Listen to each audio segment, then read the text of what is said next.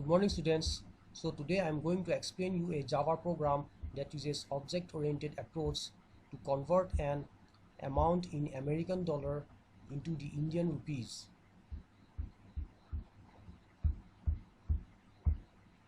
Now before I explain you the Java program to convert the amount in American dollar into the Indian rupees, let's try to understand the workflow of this program with the help of this block diagram. So the very first thing that you need to do is to create a class. Let's say the class that you have created is specified by the name currency, and you declare it in the first compartment. Then in the next compartment, declare the data members of the class called currency. There are two data members declared here. The first data member is amount, whose type is float, and the second data member is rate of exchange, whose type is also float. Both these data members are going to accept only decimal values. That's why their type is also float. Soon after declaring the data members of this class called currency in the second compartment, then come to the third compartment and declare the member method called convert. This member method called convert is going to convert the amount that was in American dollar into the Indian rupees by multiplying the amount in American dollar with the rate of exchange. And once the amount that was in American dollar gets multiplied by the rate of exchange, the final value is the Indian rupees. Now see this method convert. It takes two arguments. The first argument AMT represents the amount that is in dollar, and the second argument ROE represents the rate of exchange. Now this method convert is going to return a value which will be the product of AMT and ROE, or it will be the multiplication of AMT and ROE, where AMT is the amount in dollar and ROE is the rate of exchange. And if both these values get multiplied, then the final value is the Indian rupees that will get returned by this method called convert.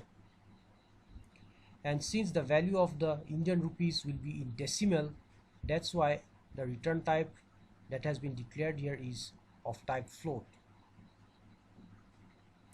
And all this conversion is done through this method called convert, and this happens only after we create an object of this class called currency.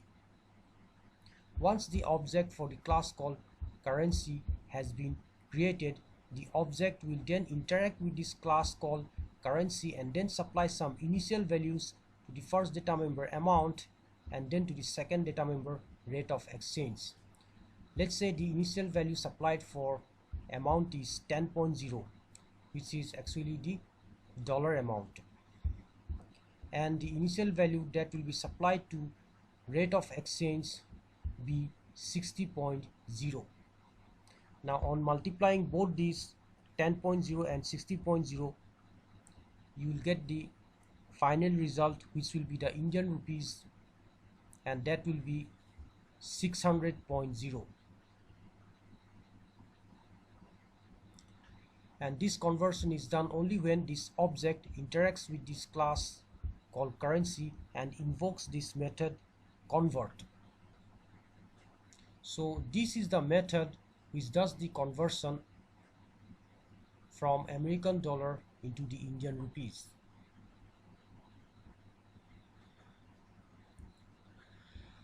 Now let's sum it up again.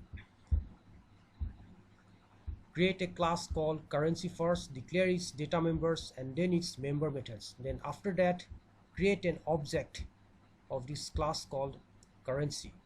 Let's say the name of the object that has been created is dollar.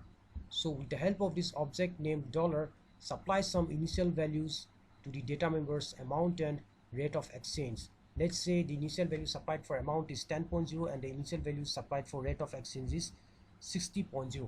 Soon after supplying these initial values for these data members, again use the object called dollar to interact with the class called currency, and then invoke the member method convert to finally convert the value in American dollar into the Indian rupees by multiplying the American dollar 10.0 with the rate of exchange 60.0, and on doing that you get the final value as 600.0, which is nothing but the Indian rupees. So this is the workflow of the Java program, which has been shown pictorially with the help of this block diagram. Now this is the program that converts an amount stored in dollar into the Indian rupees. So the very first thing you need to do is declare a class by the name currency, okay, as shown in this block diagram. Then after declaring this class called currency, put an opening bracket which starts this class called currency, and then put an ending bracket which closes this class called currency. Now inside this opening bracket and the closing bracket, you have the body. In this body part, you're going to put the code. The first section consists of the data members, amount and rate of exchange, which are declared of type float, because both these data members, amount and rate of exchange, can accept only decimal values. Soon after declaring the data members of this class called currency, in the next step declare the member method called convert. Take two arguments. The first argument is AMT and the second argument is ROE. Here AMT represents the amount and ROE represents the rate of exchange. This amount is the dollar amount that needs to be supplied. Now this method called convert also has a return type. Its return type is float. That means this method convert is going to return a value with this return statement. And what's the value that's going to be returned? The value that's going to be returned is the product or the multiplication of AMT and ROE.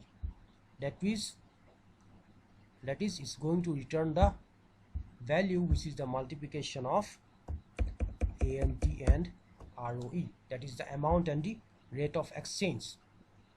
Because only when you multiply the dollar amount with the rate of exchange, you will be able to find the Indian rupees, that is the equivalent of the American dollar.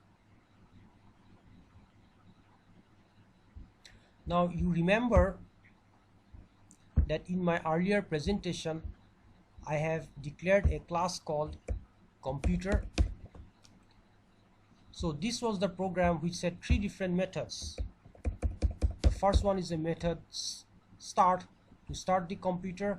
The second one was the method shutdown, to shut down the computer, and the third one was the method show properties, to show the properties of this computer. Now all these methods do not return any value because there is no return statement in the body of this method. That's why the return type is void. So for all these methods, start, shutdown, and show properties, there is no return statement inside its body. That's why they do not return any value and their return type is void.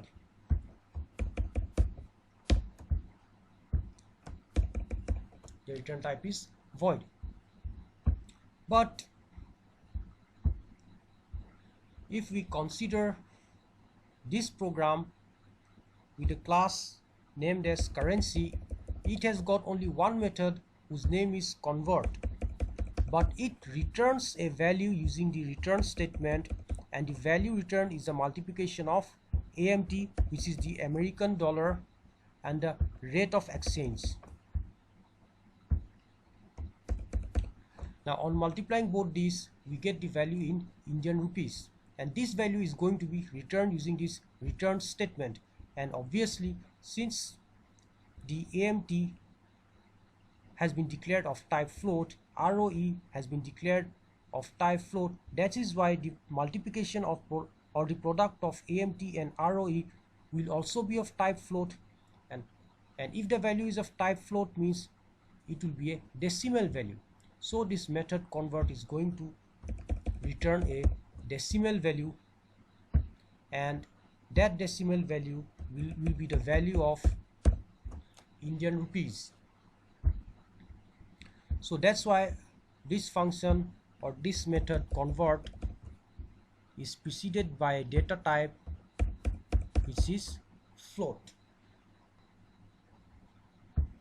Now just after declaring the data members and the member function or the member method, come to the next line.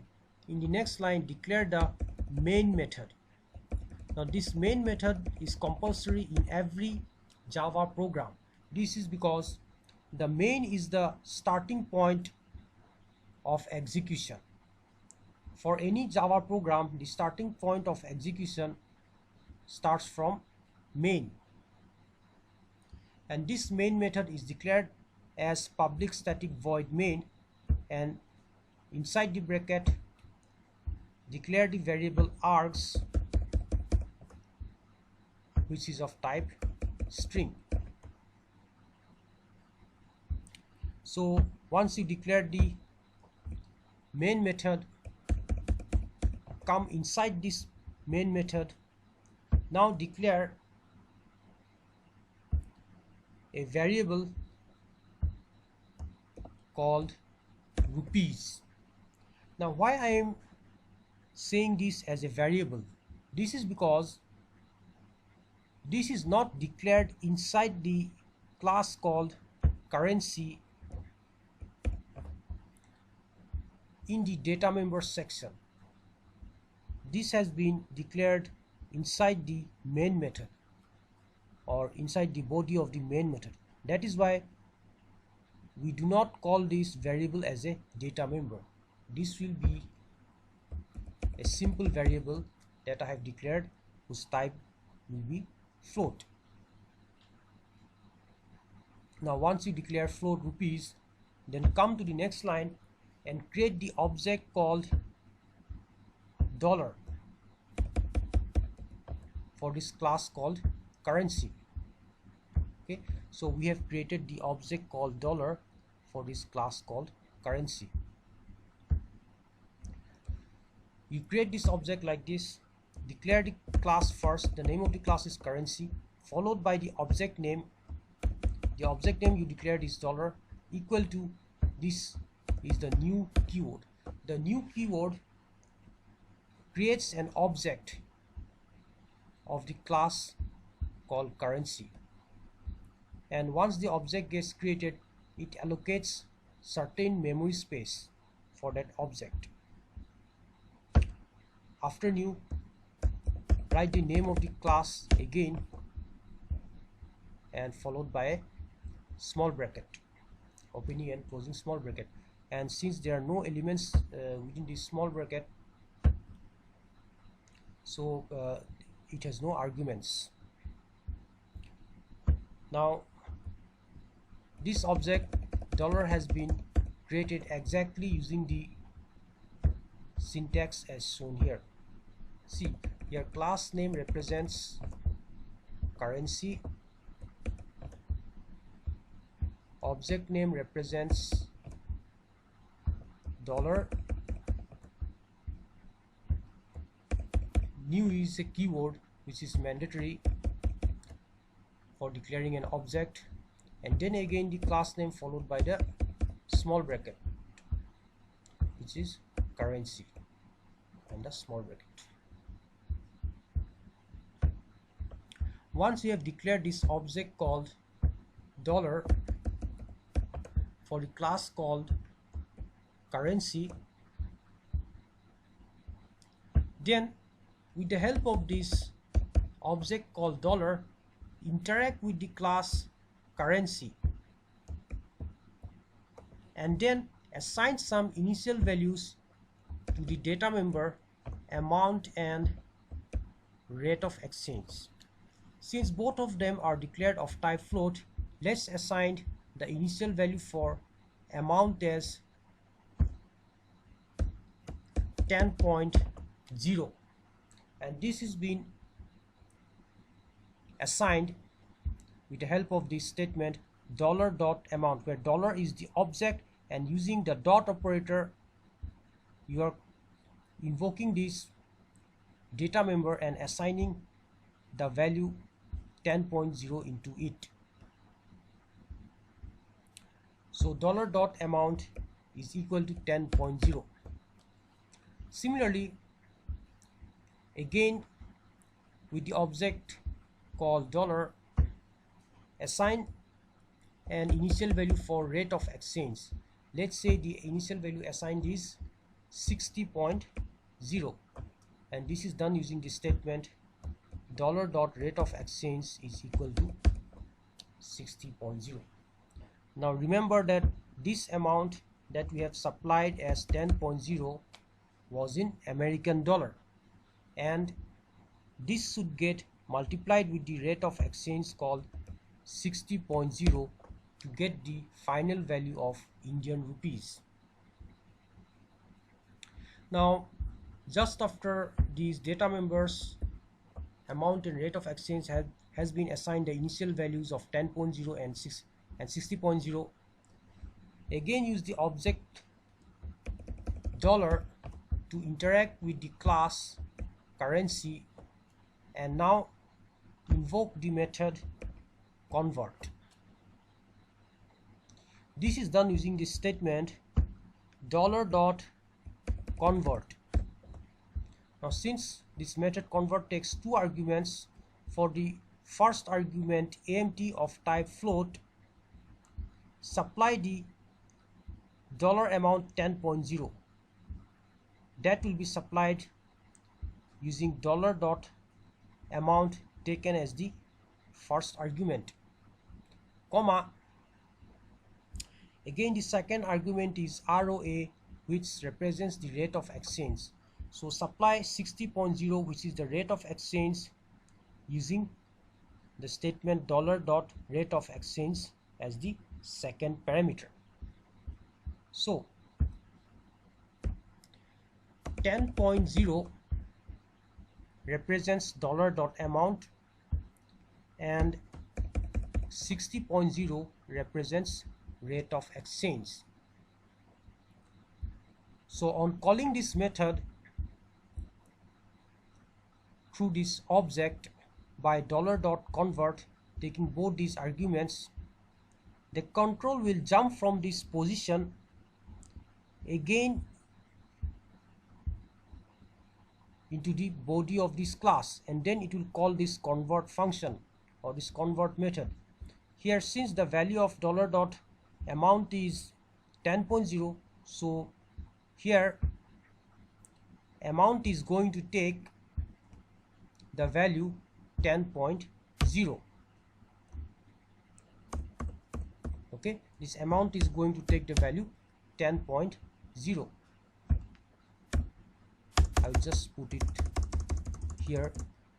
Okay, so this amount is going to take the value 10.0. Again, since the rate of exchange has the value 60.0, which is being supplied here, so when the control moves from here to here, the value of dollar dot rate of exchange, which is 60.0, will be supplied to ROE. So ROE will get the value 60.0. Now once these values from this method gets copied into AMT and ROE, then come inside the body of this method called convert and execute the first statement. The first statement says system.out.println, then within inverted code. Within inverted code there is a text called amount in dollar. Now this text amount in dollar will be directed into the output using the statement system.out.println, and the text within inverted comma is going to appear exactly as it is in the output. That's why in the output you see the text amount in dollar colon as shown here. Then once this text gets displayed, text gets displayed in the output, add something to it with the help of this plus operator. What are you going to add? You're going to add the value of AMT. What's the value of AMT? It's 10.0. That's why the value 10.0 gets displayed here using the statement system.out.println. Next, come to the next line and use the return statement to find the multiplication of AMT and ROE. So what's the final value after multiplying AMT and ROE? You know that AMT is 10.0 and ROE is 60.0. So multiply 10.0 with 60.0. The final value becomes what? The final value when you multiply 10.0 into 60.0 is 600.0. So this is the value of Indian rupees, that is 600.0, and this value will be returned after multiplying AMT and ROE with the help of this return statement. And once this value gets returned,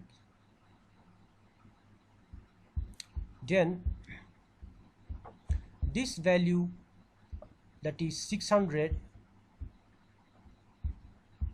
will be returned and stored into the variable called rupees.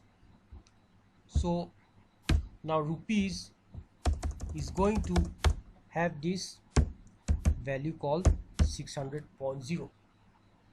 Okay, then come to the next line. The next line prints the text amount in rupees within inverted code. So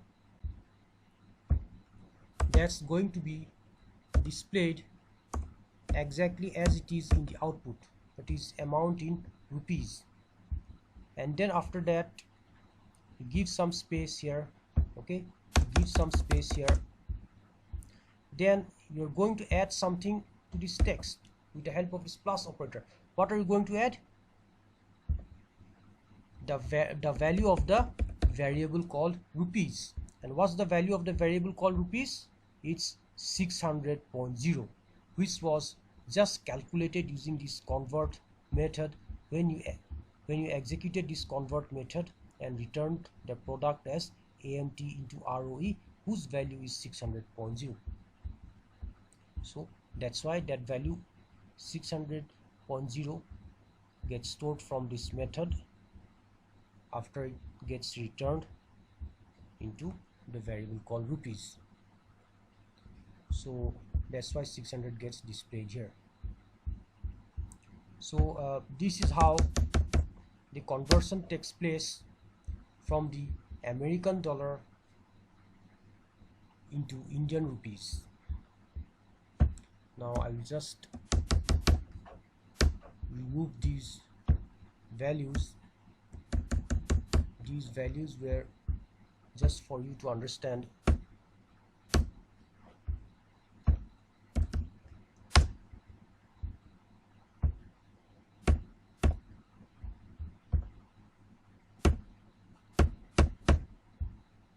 Okay.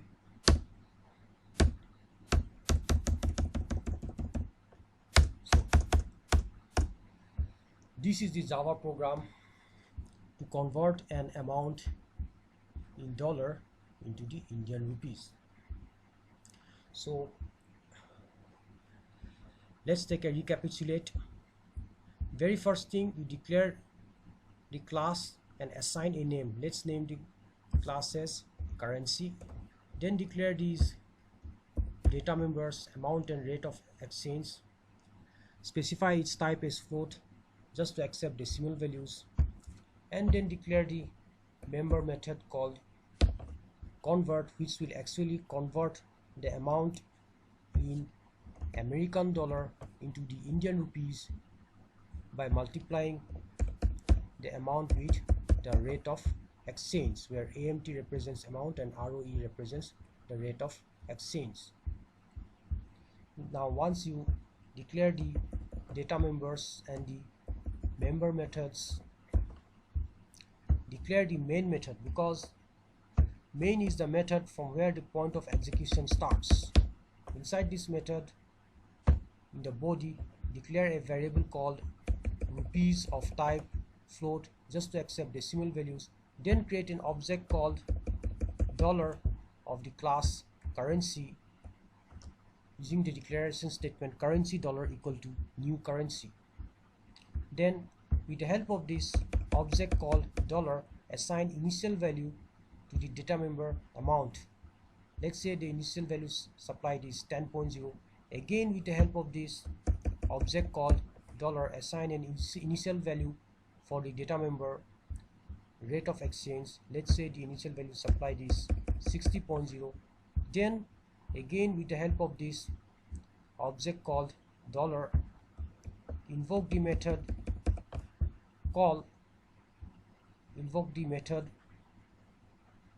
convert inside the class currency, and supply these values for amount and rate of exchange as arguments, and then from there jump to this position, execute this method called convert, return the value of the multiplication, that is AMT into ROE, using the return statement. And once the value gets returned, 60 gets multiplied by 10, which is 600, and that value gets stored in the variable rupees, which is then displayed with the statement amount in rupees as shown here, and then added the variable called rupees, which holds the value 600.0.